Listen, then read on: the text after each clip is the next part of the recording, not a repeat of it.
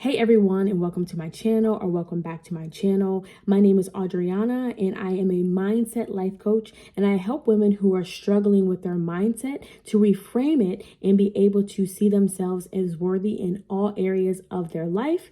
And on this channel, I share a little bit about my inner child healing journey, spirituality, and I even give you guys a different side of me as life coaching, because in a life coaching session, I don't talk much about myself. The focus is on healing my clients and helping them through their traumas and moving forward in their experiences in life. So on this channel, this allows people to see me from a different point and be able to see me as a life coach. And also on this channel, I'll be giving you guys some free gems and things to think about. If you're considering working with a life coach, or if you're just stuck in certain areas, maybe some light bulbs will go off as you watch my channel. So if you haven't already, be sure to like this video, subscribe to my channel, and hit that notification bell so you're notified when I post new videos.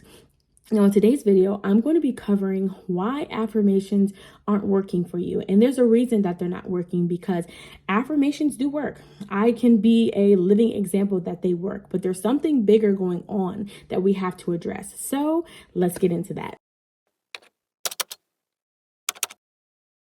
In case you are thinking this is going to be one of the channels or one of the videos that tell you that affirmations work if you write them upside down, or write them outside, or write them at the table. No, affirmations work, but the only thing that gets in the way of your affirmations working is that subconscious mind of yours and that inner child. I know you're probably like, what? How? I am so glad you asked. Well, what happens is, our adult self, or our conscious mind, wants to be something like, we want to feel worthy, we want to be successful, we want to be prosperous, we want to be an entrepreneur, have a successful business, have a certain partner. And what happens is, our subconscious mind is like, but we don't believe that, and no, we don't feel like we're worthy of it, and so it's holding you back. And so you can say whatever you want. And even in that moment, you may feel great. I've said affirmations before I've even got to this phase in my life, where I've said it and I felt good in that moment. I was moving and shaking. And then as quickly as I was excited about my affirmations, is as quickly as that excitement left. And I was like, there's something underlying going on. And what is it? It has to do with that limiting belief that you are not worthy. And if you do not correct that limiting belief and work through that, affirmation scripting, books, journals, no matter what you do, is not going to work. And so what we have to do is, we have to be able to pinpoint that time in which you develop that thought was birthed. And I'll give you guys an example, because again, since this is my channel, I feel like I can be the example. I volunteer. And so when I was younger, my parents separated. I was 5 years old. That I believe the information was brought to me, because telling me before 5, I don't think I was going to understand. So at 5 years old, my grandparents brought me into the office and they told me, hey, like, your parents are, they're going through a separation, and you'll be with us and they'll be back for you, basically. And at 5 years old, I'm sure you can imagine, if this is something that you've been through as well, you're like, okay, I don't really know what the word divorce means. My parents are not sitting in front of me, so you're telling me I'm not going to see them anymore. Did I upset them? Do they not want me? Am I not worthy? Did I make them upset? You're just kind of going through all these emotions. And as a child, you don't know how to express that.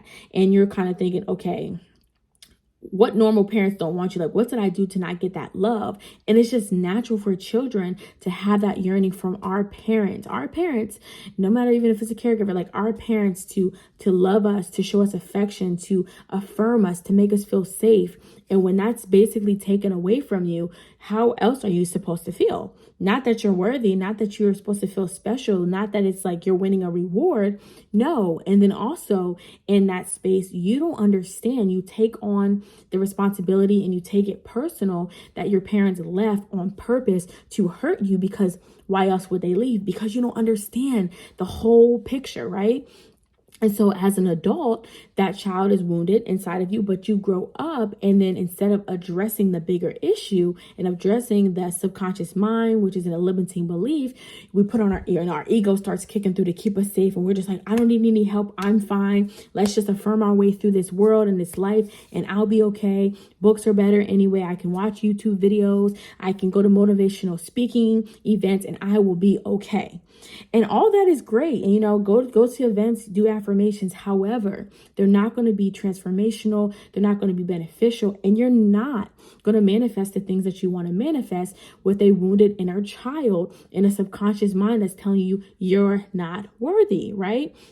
So how can you fix this? Like, what exactly can you do, right? So once you go ahead and acknowledge that time frame of when that thought happened, now, just so you guys know, I'm kind of speeding around this and kind of simplifying it for video's sake, but in my life coaching sessions, this is done completely different in a sense when I have a client in front of me in my process, as opposed to just simplifying it for those of you who just want some free gems, okay?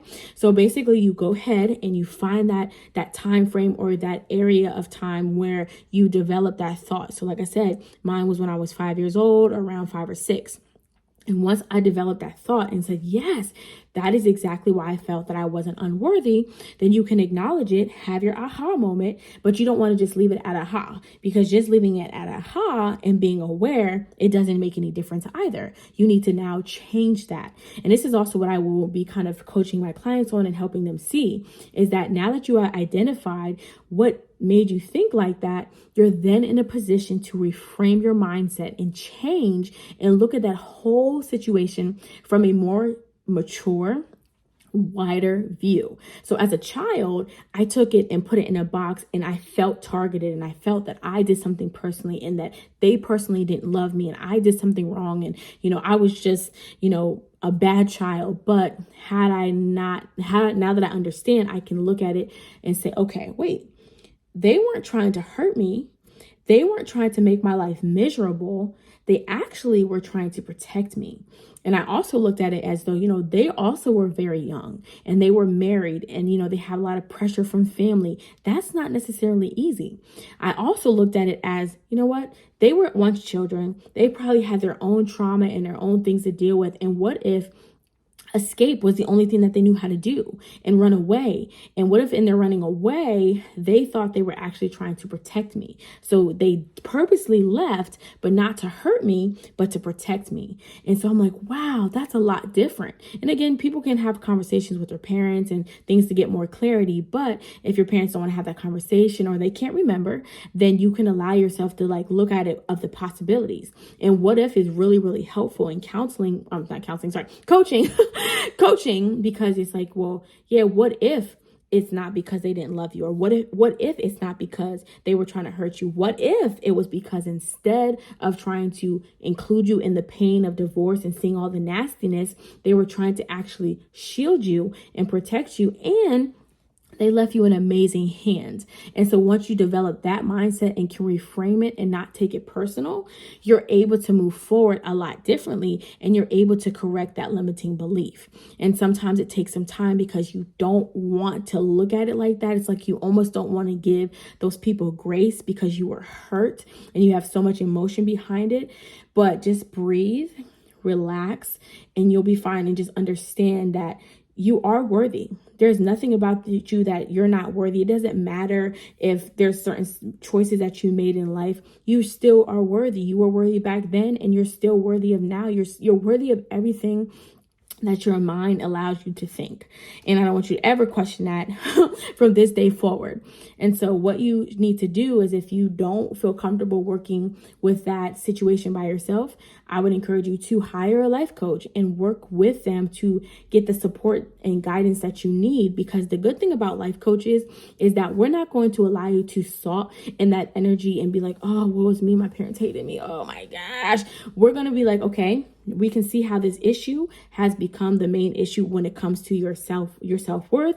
Now that you've been able to bring this to the light, how can we move forward? How can we reframe your mindset? And how can we help you be able to heal this trauma and this wound, because what we're not about as life coaches is letting you feel bad for yourself, because once you resonate and have that vibration, you're going to constantly be bringing situations that are on that level. So we want you to be able to acknowledge it, to heal and move forward. And we don't expect you to not have any blips and things that come up, because you're human. But the more that you work on that and more that you are able to fix your subconscious mind, then your affirmations start working. And then when things come up that usually trigger that self-worthlessness, you're able to go, boop, I'm worthy. I just had a human mistake. I made a mistake. It's not that I'm not worthy. It helps you in relationships when things don't work out, when jobs don't work out. Instead of feeling like, oh my gosh, I'm so unworthy, I know it, you can go, okay, well, my time is up here. This is what happened. And you don't have to take things personal, because the more you take things personal,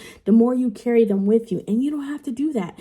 You're not for everybody, and not everybody is for you. So once you have a better feeling and view of yourself, you'll be affected a whole lot less when things come your way.